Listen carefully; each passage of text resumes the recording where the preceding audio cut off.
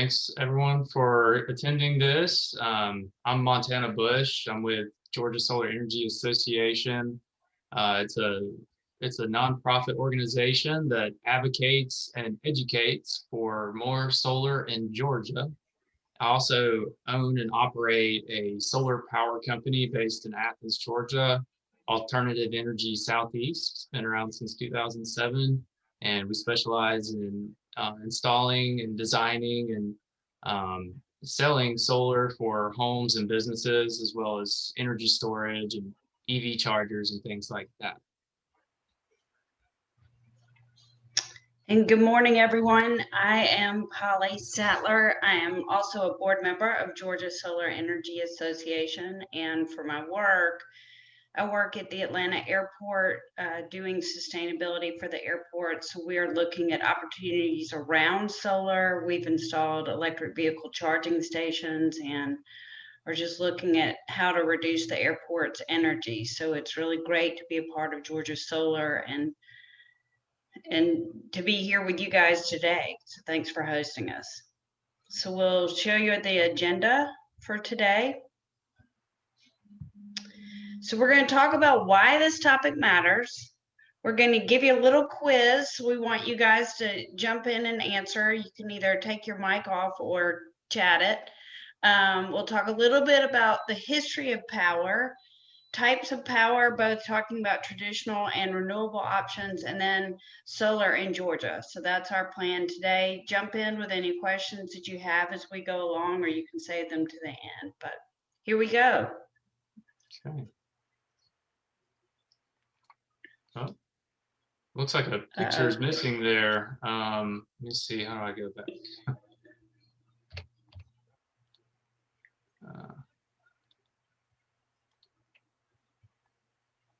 Can you still see it? Can you just go, go back one more. There we go. Sorry. There we go. Sorry about that. So sustainability, we really feel is more than a technique, a thing, a policy, an action. It is what people consider the triple bottom line, which is social, economic, and environmental. So you're looking at all of those impacts. And when the Apollo 8 team of astronauts went up into space and they sent back this picture of the Earth, it really changed people's understanding of the Earth and the fact that we just have one simple planet in this universe and that it's fragile. You can see that it is, just this one planet. And so people really began to look and understand the Earth in a different way. And so that's why we're including this, because this is part of what we're doing. It's our planet, and solar and renewable energy can help us take care of the planet. And so that's what this image is. Pretty profound. Mm-hmm. What do they call it? The little blue ball? Just, it's so precious and fragile, right? Yep.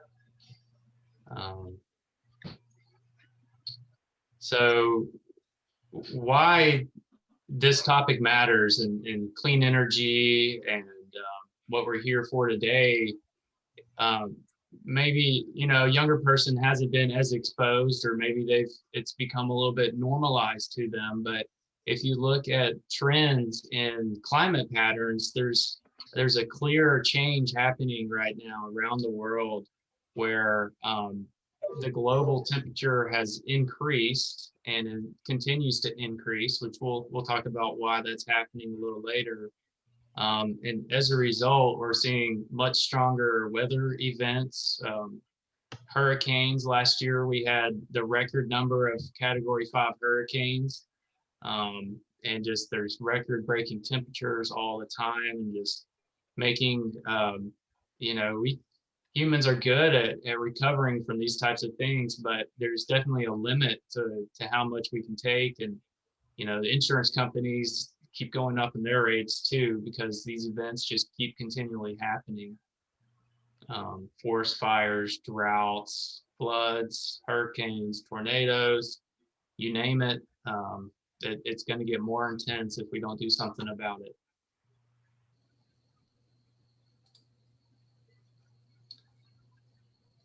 So a quote a mentor of mine told me a long time ago, which I've kept because it's so true, is that we live in a cause and effect universe.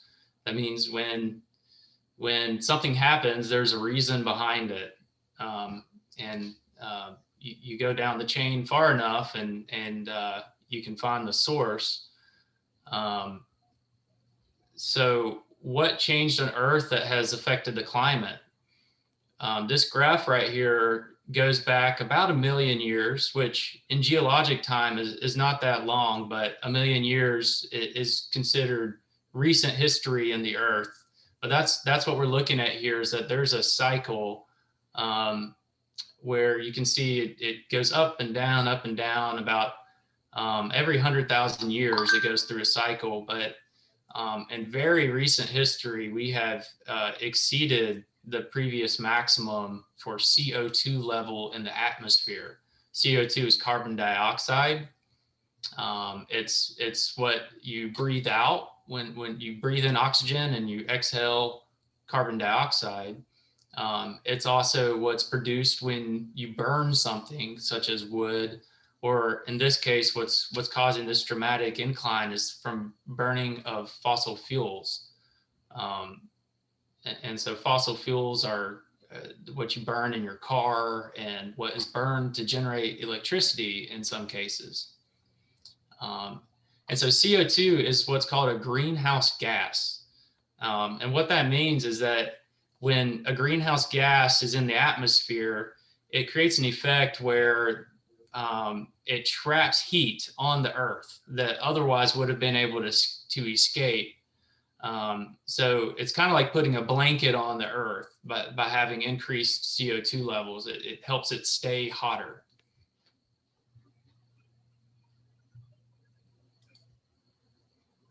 So this is the quiz part.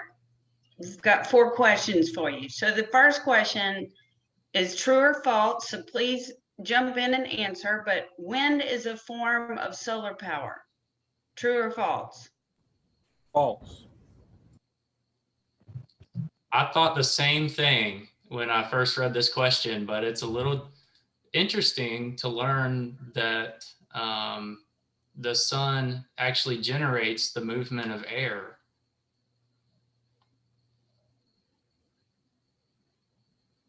Let's do the next question. Okay. All right, so our next question is, global warming focuses on an increase in the level of which gas in the atmosphere? Carbon dioxide. Yay, good job. Another big one is methane, which is produced in the meat industry. Whenever you eat some kind of food that doesn't sit too well, you can produce methane yourself. But especially in the meat industry, there's a lot of methane, and methane is actually 40 times more potent as a greenhouse gas than carbon dioxide. I heard that methane is produced in landfills as well. That's true too. True. And it's pretty amazing that they don't always burn that for power, that they just release it into the atmosphere. Yeah. So the next question. The Earth receives more energy from the sun in an hour than the entire world uses in 1 year. True or false? True. Nice. Good job. Yep. That is true. And we put this little picture of the Earth next to the sun, so you can really see the magnitude of this source of energy that's in the sky. Good answer. Thank you. So this question is, coal, petroleum, natural gas, and propane are fossil fuels. They're called fossil fuels because A, they are burned to release energy and they cause air pollution. B, they were formed from the buried remains of plants and tiny animals that lived hundreds of millions of years ago. C, they are non-renewable and will run out. D, they are mixed with fossils to provide energy. D. Did you say B, Julian? Yes, sir. You got it. And so what this picture at the bottom shows is what's called the carbon cycle. And I wish I could show you my pointer on the screen, but looking at the ocean, for starters, the ocean absorbs a lot of the CO2 that's in the atmosphere, and it absorbs into the ground as well, and does eventually that carbon will over millions of years turn back into a fossil fuel, or I guess just coal, something that's in the ground. And so that coal is being dug up in high numbers right now and burned. And that's what you saw in that chart earlier of just the spike in CO2 in the atmosphere, is that this cycle has become severely imbalanced. And that's why the oceans are 30% more acidic right now. And that acidity is causing the coral reefs that we love to become bleached, and a whole slew of other problems. So this is the carbon cycle, and it being imbalanced is the reason behind climate change.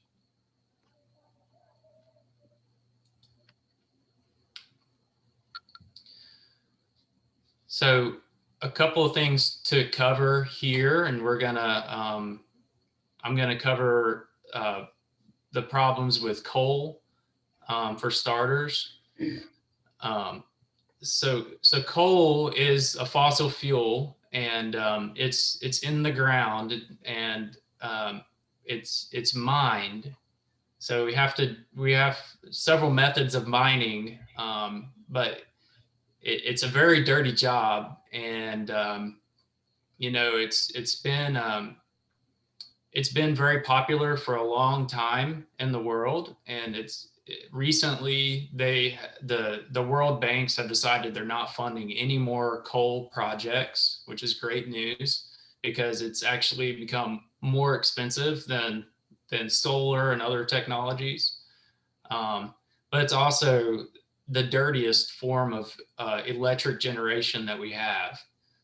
It's also the most hazardous to mine, because you have to go underground, and even with good respirators, masks to protect your lungs from the coal dust, the workers in it still are getting this disease called black lung, where their lungs are literally just full of coal and they turn black, and they die at younger ages because of this.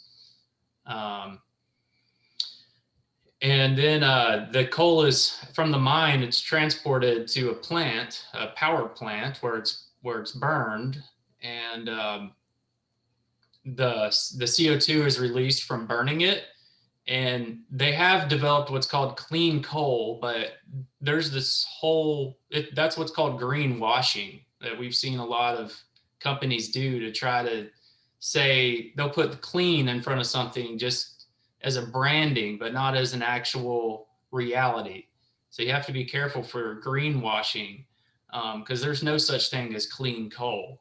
It's always going to have CO2 exhaust that goes into the atmosphere. And then you also have a byproduct of coal ash, and that ash has to be dealt with, because they're burning in such high numbers. There's a lot of ash, and what they do is they put all that ash into a pond that's lined with a liner that's supposed to keep it from leaking into the ground. But in a lot of cases around the country, those liners have not worked, and that coal ash and the toxins that are in it have wound up in the groundwater. And so around coal plants, which is predominantly Black and brown and underserved communities that are around these coal plants, there's higher cancer levels, there are higher lung disease levels, and unfortunately, the government doesn't really do a lot to reprimand these companies that are causing all this damage. So that's a little bit about coal. And so thankfully, the World Bank is not funding any more of those projects, and a lot of them are coming offline. But don't be mistaken that there are still a lot of coal plants that are in full-time use today. And petroleum, it's another, I mean, it's similar with the mining and the drilling that they do, and it tends to have the same social equity issues. But and then from petroleum, how we choose to use our vehicles or get around, that is influencing our use of petroleum. And so there are choices that people can make to reduce their impact, whether it is an electric vehicle or public transportation, carpooling, a lot of other options, stay at home, telework, those all help.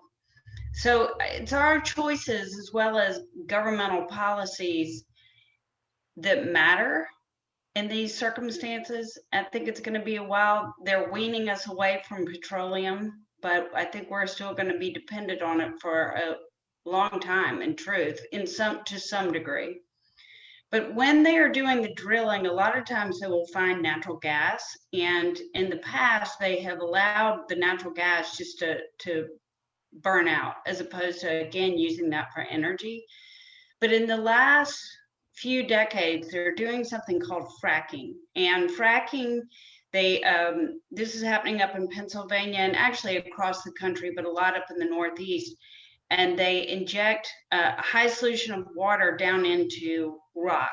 And from that, hydrochemicals are released, the water gets polluted, there are earthquakes, it unsettles the ground, it shifts the ground. So they've had threats of earthquakes, and it's a pretty toxic industry as well.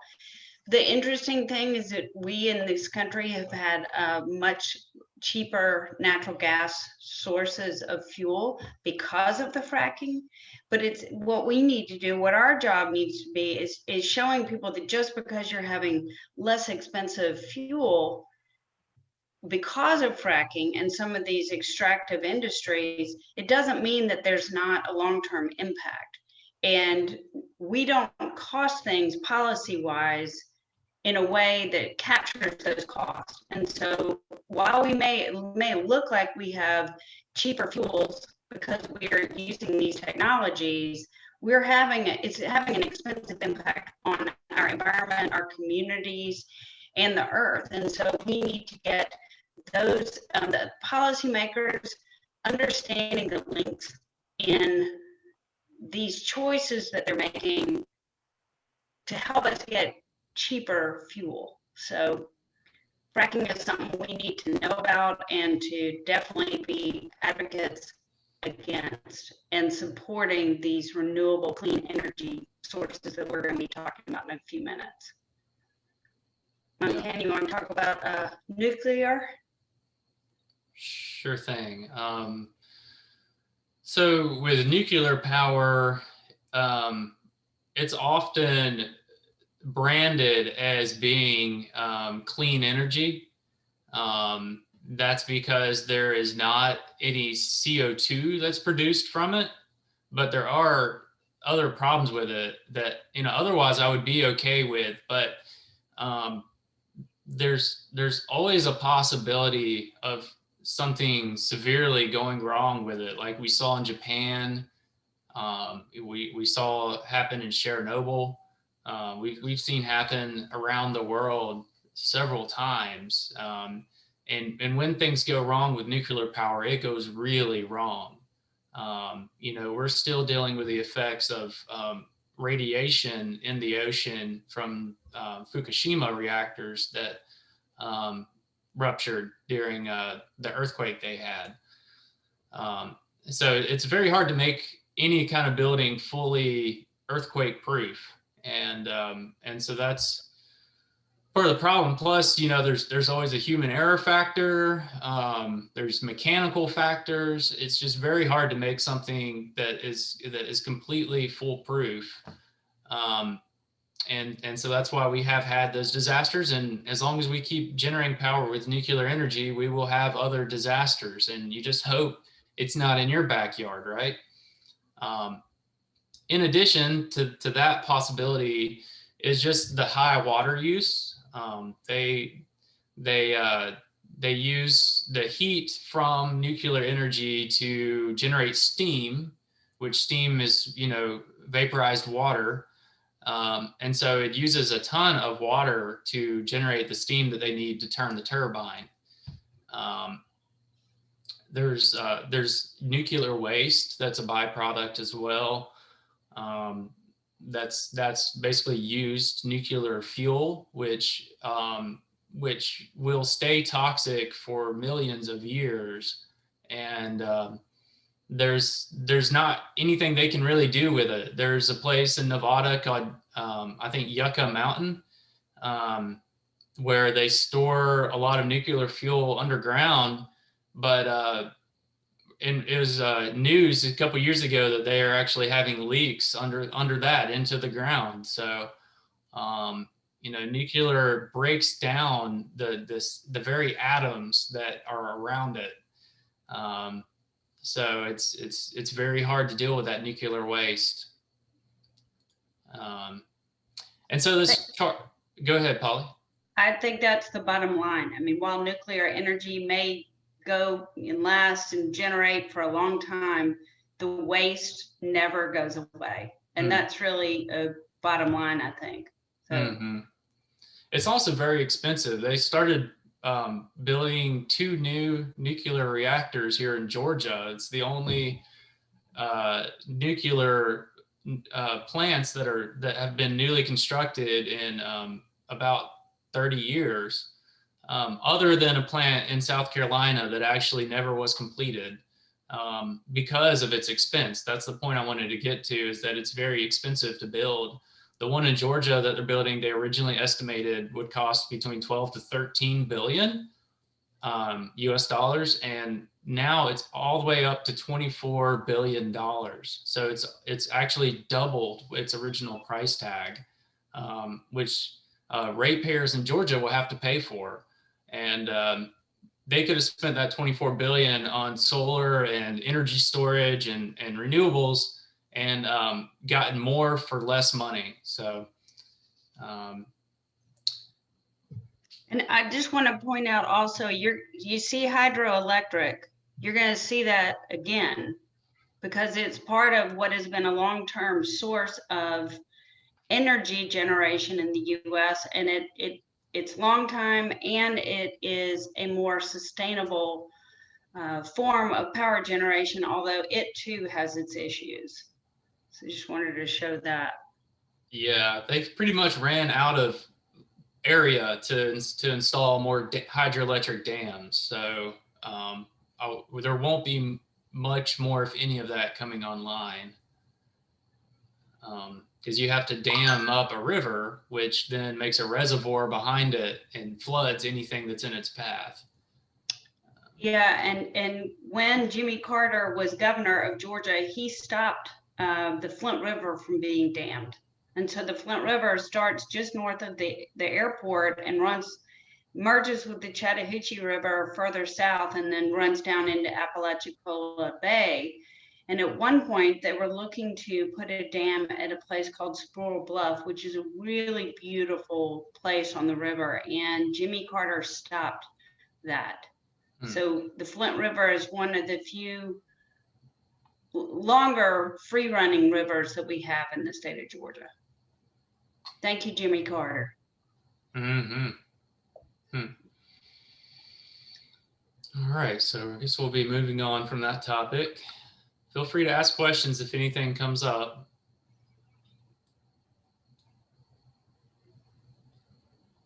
So now we're starting to get to the clean energy options. And as we mentioned, the hydropower, that's one of the ways. We have hydrogen, geothermal, wind, biomass, and solar. So these are all the current technologies that are considered more sustainable. Geothermal is heat coming from the earth that is turned into steam and generating power. They have a lot of that in Iceland.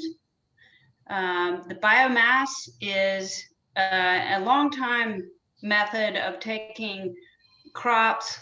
They're taking trees in South Georgia and making those pellets and turning them in to power. Again, hydrogen is taking a source of power and separating the oxygen from cells. Not cells, what are they, Montana? But they separate and they generate power that way. You need a source of power to begin, but once you get that system going, it can continue. It's a technology that people are familiar with, but we haven't really put it into easily applicable applications. I've driven a hydrogen vehicle once. It was like a golf cart. So they have some improvement on that one to do. And of course, wind and solar, and we're going to be talking about solar as we go along. So these are the clean energy options, and we are looking to grow this industry. At this point right now, in the US, renewable energies are only about between 8 to 10% of our entire energy source. So it's our goal to continue to grow these.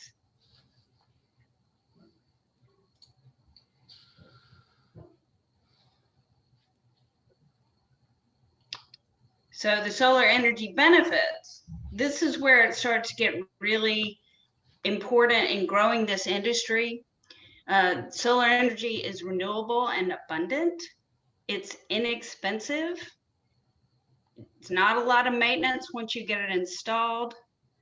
It uses common elements to build it, and it is carbon negative, which is really important with all the changes and the impacts on the earth from climate change.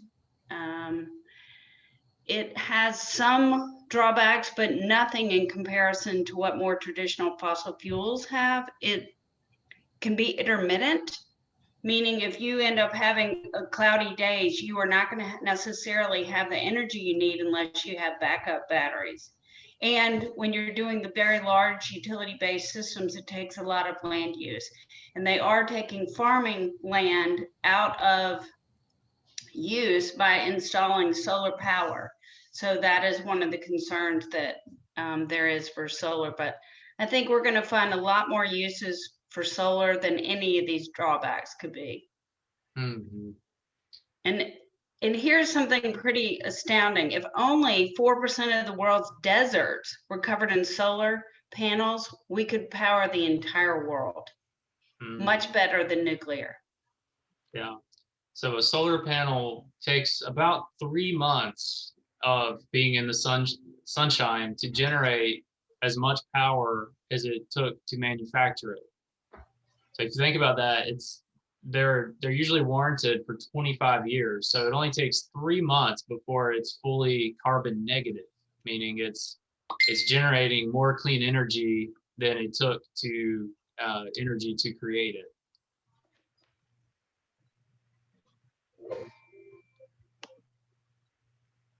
So we go to the next slide. Okay. So this is a great image. It shows just this tiny amount of 10,000 square miles in the desert out west would power the entire United States. That's not even a tenth. Yeah. Yeah, it's such a small amount of land compared to what's available. So we do hear that complaint a lot. Is like, well, it takes up a lot of land, but I mean, there's the proof right there that it's really not that much land in comparison to how large the Earth is, and there's floating photovoltaics. So, I mean, we could even potentially build these on the ocean where the land is not used at all. So if you want to take that one step further, how many solar panels would be required to power the entire world? That's what this graphic shows. It's got these little squares showing around the world. If this land area was covered with solar panels, the entire world could be completely powered with clean, renewable solar energy.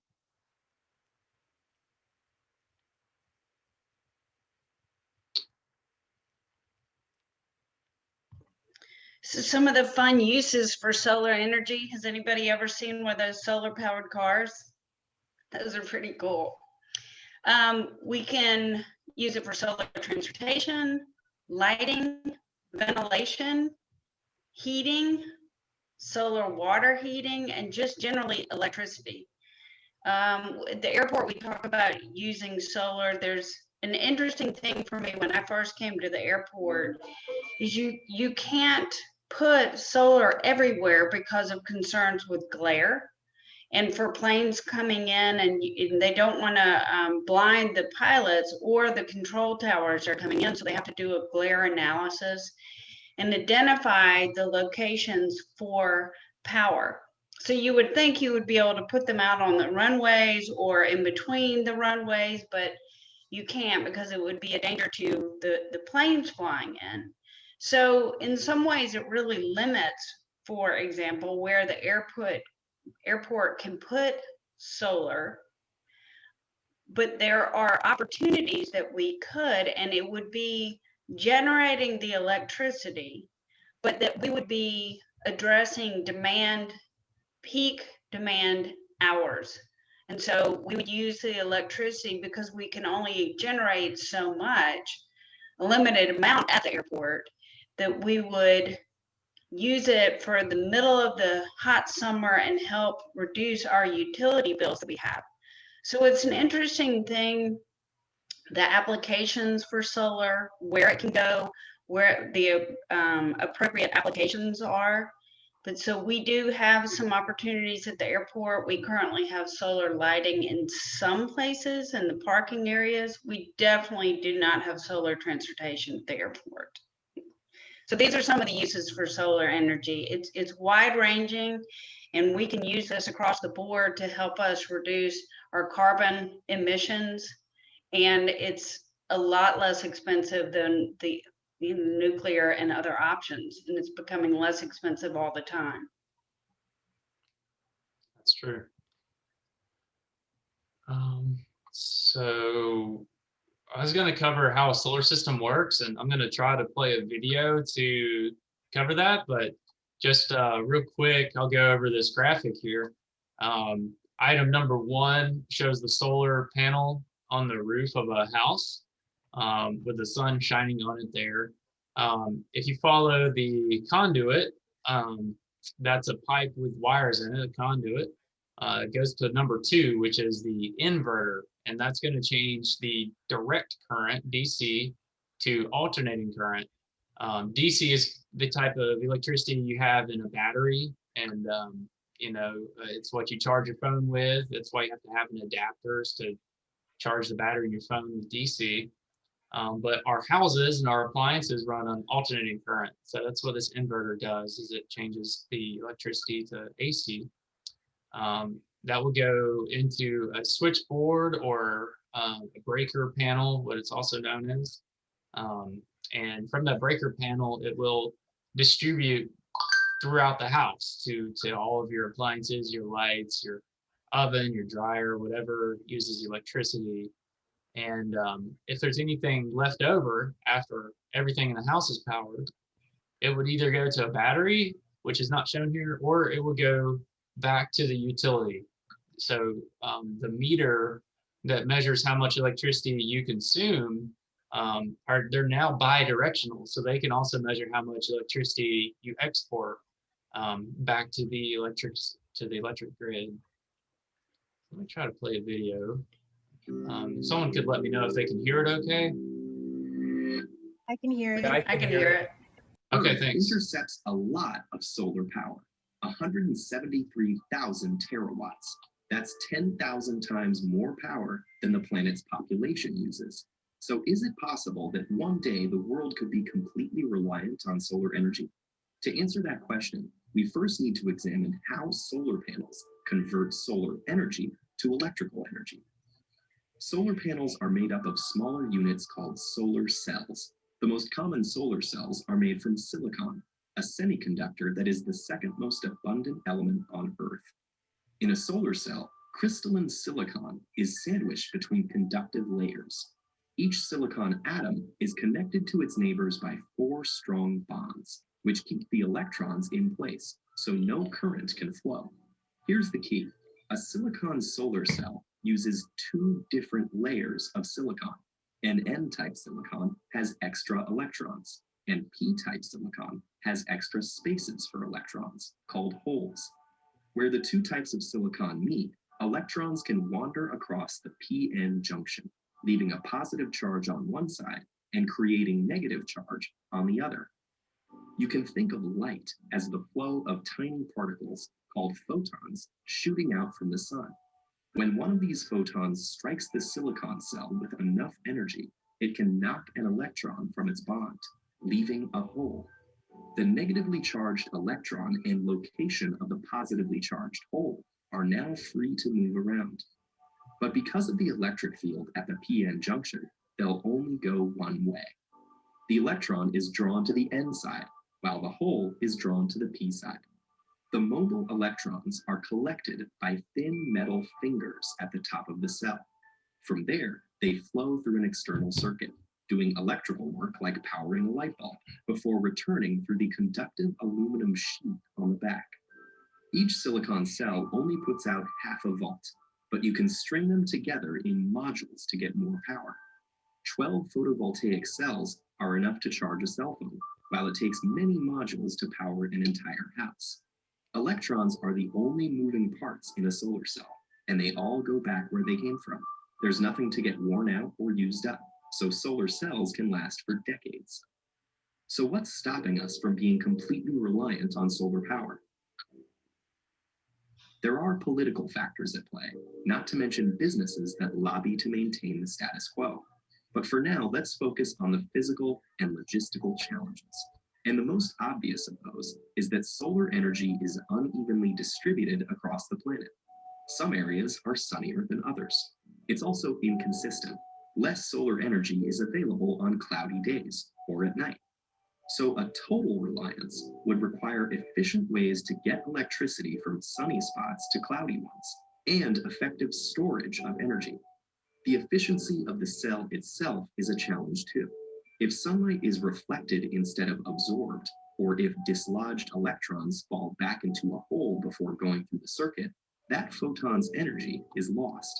The most efficient solar cell yet still only converts 46% of the available sunlight to electricity, and most commercial systems are currently 15 to 20% efficient.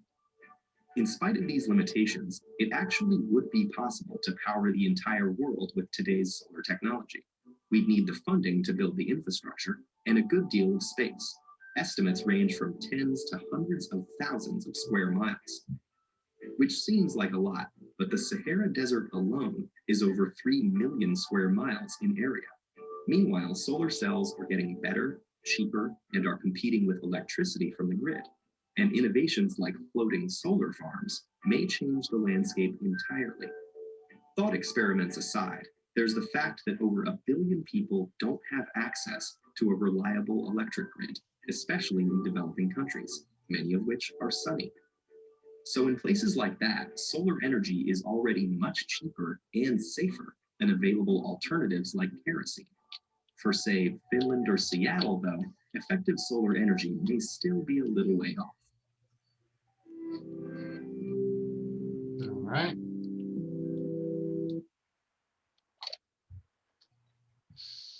Any questions about that, or I'll pause for a second to see if anyone has any comments or questions. Yeah, I do have a question. When it comes to solar, Doesn't there need to be like batteries or something for nighttime? Yeah, so it depends if a lot of the solar power systems that we install and that are common around the world are what's called grid tied. So just like in this diagram shows, the house is still connected to number 5, the power grid. So when the sun's not shining, they can draw power from the power grid itself. Um, and yes, batteries do come into play with some of the systems we install. They want to have power when the grid is not available. You know, when there's a big storm that comes through and knocks the power out, they'll install a battery so that it essentially works with the solar to keep the house powered. But without the battery, the solar would shut down too. It's just how the systems are designed, and it ensures that energy from the solar is not accidentally put all the way back into the power lines while people are trying to work on them to get them repaired. So the battery comes into play, and it actually has a switch that islands the house. It makes the house its own grid, basically, that's isolated from the rest of the grid.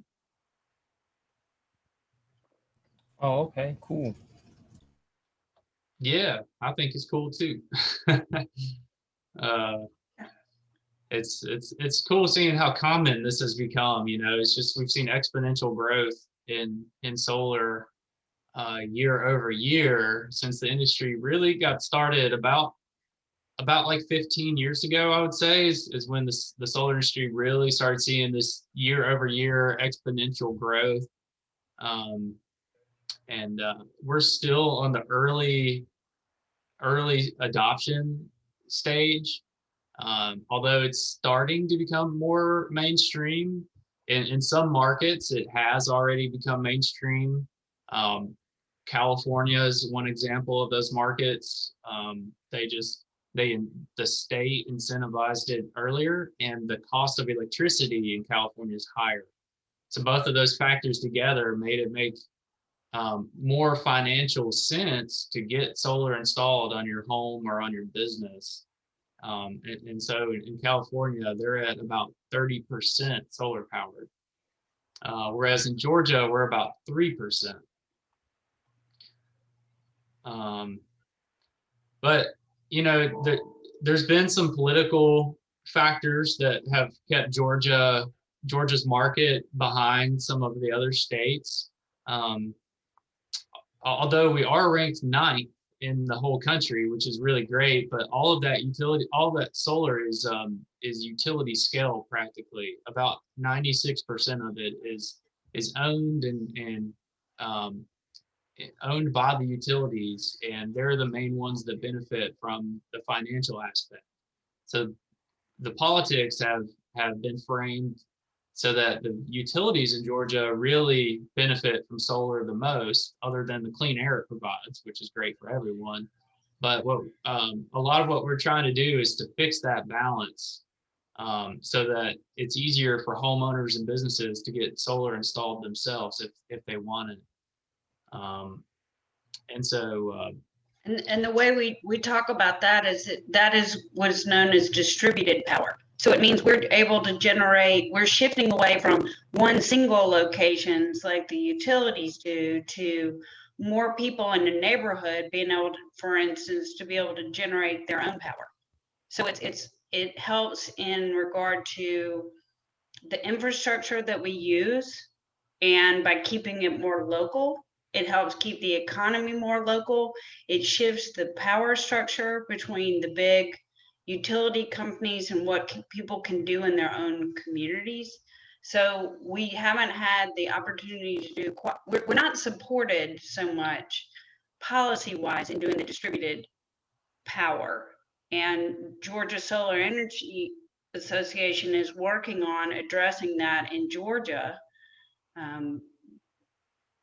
working to get it so that more people can have and want to have power at their houses. And one of the things in Montana, please talk about this, but is the whole net metering, because net metering allows, if you get a solar system on your house and the power goes back onto the grid, that you get paid for that. And so there's been some limited aspects of that, and that's a policy decision and something that needs to be addressed going forward. So politics and policy plays a really important role in the direction of renewable energies. I don't know if you want to address Right. that net metering more. Right. Well, you covered it well, but the net metering policy is a big factor for getting more distributed solar. Um, we recently did get the policy changed at Georgia Power to offer the good net metering policy, or at least the mid range, not the worst like they have been doing for so long. But they started doing monthly netting, it's called. But they put a cap on that program, and they intended that cap to last for 3 years until the next proceeding where they could potentially increase it. But what happened was lots of companies moved to Georgia, and the consumers of Georgia loved the policy so much that it like skyrocketed the solar market in Georgia. And so the cap was reached about 18 months before the next proceeding where it could be increased. So that's one of the things we're working on at Georgia Solar, is to make a statewide law that all the utilities have to offer at least monthly netting, so that people are compensated fairly for the power that they export to the grid. Because without that, it's a tougher sell. It's a lot. It doesn't make as much sense, because you basically can only benefit from solar if you use it right away. You don't benefit from it if you overgenerate and send some of it back to the grid. So that makes all the difference in the world, because with monthly netting, then you can install for 100% of their usage rather than just 20% or whatever they use just during the daytime. And just it makes the economics on it so much better. Before, a house system would take about 12 to 15 years to pay for itself. And with monthly netting, it's more like 8 to 10 years. So, I mean, that's about 5 years of difference in the economics. So does that mean it's too late then to sign up now? Should you just wait for when they change the policy? They're basically taking like a queue for new people to sign up, and if the cap is extended, you can you'll still have your place in the queue. But they did reach the cap, but they're saying that some of those applications may not go through. It seems like maybe some of the applications were submitted prematurely by some companies who wanted to secure their place. So there could be a small percentage of that going on. So, I mean, if you're thinking about getting solar right now, you could potentially still get monthly netting, but we're working at Georgia Solar to extend it. So it's going to happen. We're working with a lot of other groups around the state also to raise awareness and have that conversation to extend the limit. Right. Yeah, there's a lot of commotion around this, and we have bipartisan support at the legislature. We have a bill called Senate Bill 299 that would make monthly netting requirement statewide, as well as other benefits that really, it's not to put solar on a pedestal, but just to give it an even playing field to compete against these other technologies, which I would remind you too, that the toxic fossil fuel industry is not even paying their fair share of the damages that they cause. And when there is an environmental disaster, it's a slap on the wrist as far as, the size of the fine compared to their overall budget. So they're not really being held back from, just doing whatever they want. They don't pay anything for the adverse health effects. Yeah, Nia, the bill is Senate Bill 299.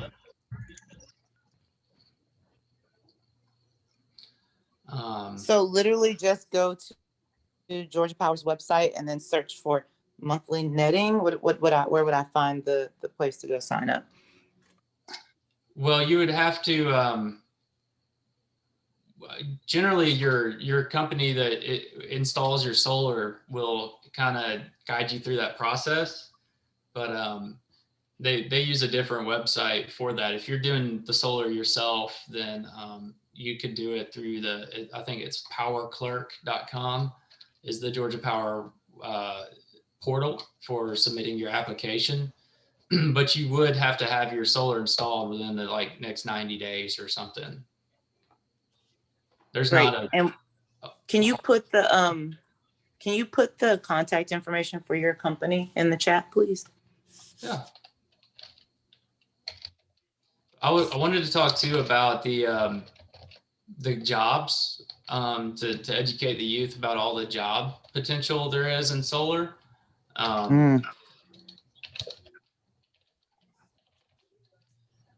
Yeah, I definitely think that's something that never gets discussed.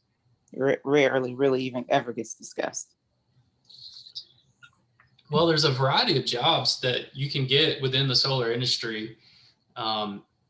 There's, of course, installers, people who put the solar panels on rooftops and in ground mounts, and there's electricians that wire it together.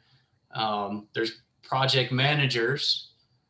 There's the whole slew of admins, administrative admins, people who do payroll, accountants, people who just run a business, like me. There's salespeople. It's manufacturing. Sorry. Yeah, manufacturing. Of course, there's Who are manufacturing the solar cells, and the research and development. That's the science part of it. Right. There's engineers that design the systems and that design the products. There's a huge field of R&D, research and development of the products, trying to make them better, which they are continually getting better too.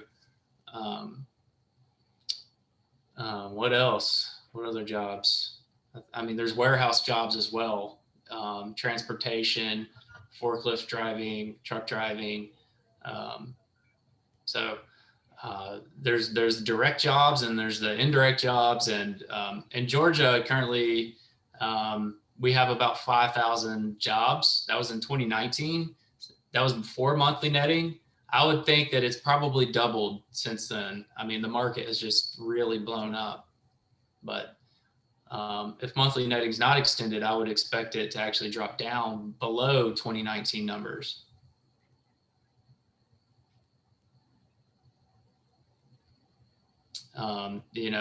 With solar markets, some of the ways utilities kind of control things is by having these start-stop programs. So really great for a year or two, and then that program goes away and everything's dry for a while. It's just very hard to run a company like that. Anything else to add? So Polly? our goal is to make it a much more equitable playing field from with a supportive policy, to make it available across the state in providing cleaner, less expensive energy to people. And so we are actively engaged down at the legislature and with local communities and presenting and talking about these issues. Montana's written some articles, and we've got webinars. And so if you want to continue to learn more about solar in Georgia, check out Georgia Solar Energy Association's website, because we've got upcoming events that happen. It's great resources for solar companies across the state. And what we're doing, there's going to be an event in August with legislators, and Georgia Solar Energy will be down there representing and talking and trying to push these policy issues that make solar available to everyone. So definitely check out our website and participate in the webinars. They're great resources, great experts from across the industry that are talking about the issues, and you can learn a lot from those webinars. Can you put that in the chat also so we can have that to share with folks? Thank you. Sure.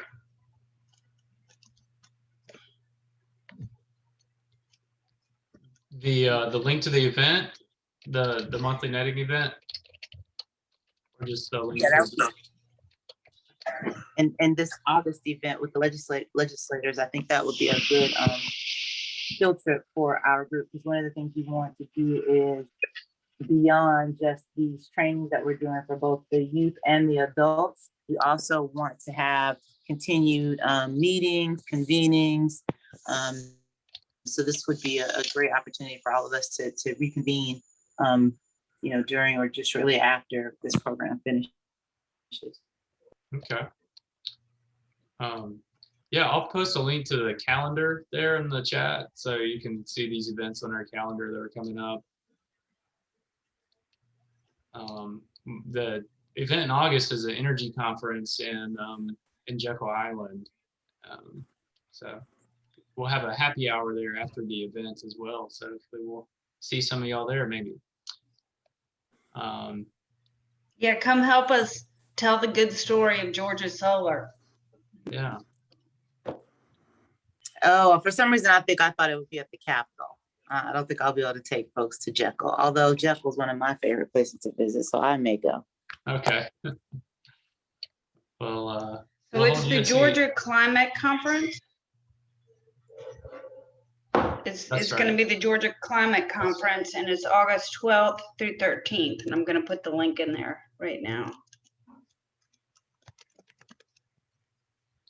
I'm going to stop sharing. That's it for our presentation.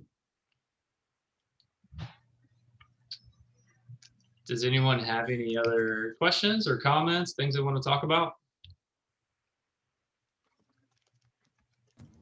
Well, I would like to say thank you guys for sharing that, because it was really insightful, and I really enjoyed learning all that about all the alternative forms of energy.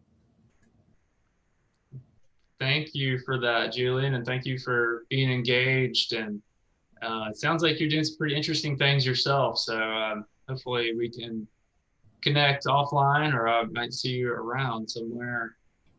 Yeah, I have actually been doing a lot of research into biofuel, because that's pretty interesting to me. Because there's a lot of like in the trash that we produce in America, a lot of it is organic matter that does have energy in it that can be harnessed in some way. Absolutely. The airport is actually looking at a system to capture the food waste coming from the airport, and it would be put into a digester that would generate natural gas. So Yeah. absolutely. And that can be a power source. And they're looking at biojet fuels for the airlines. They're requiring it in Europe more so, but we have a limited amount of biojet fuel that's being produced in this country. I totally agree. It's a very sustainable source of fuel. Right. And I actually been researching a form of it that can be derived from plastic waste by basically like heating up plastic in a vacuum. It breaks down the plastic bonds, and then it creates natural gas, just like the food digesters. Mm-hmm. There is a company, Nexus, over on the west side of Atlanta, and they are doing that. And they will do tours so that you can go and see their process of they're capturing the plastic and turning it back into a wax, plastic wax. And then also they're generating the natural gas from that. So that's really great that you're interested in that, Julian. What's the name of them? Nexus Fuels, I think, but it's Nexus, Nexxus, I think. Okay. Yeah, I'll look into that. Yeah. They're doing a great job. Thank you. Well, say thanks to the organizers of this event. I like what y'all are doing with this academy. I think that's a great idea to help educate people about what's going on in the world, these important issues. So thank y'all for doing that. Yeah, thanks for having us you. today. No problem. Thank you for being on, and I appreciate the work that you all are doing. And I will get with you, Montana, today to send that over to you.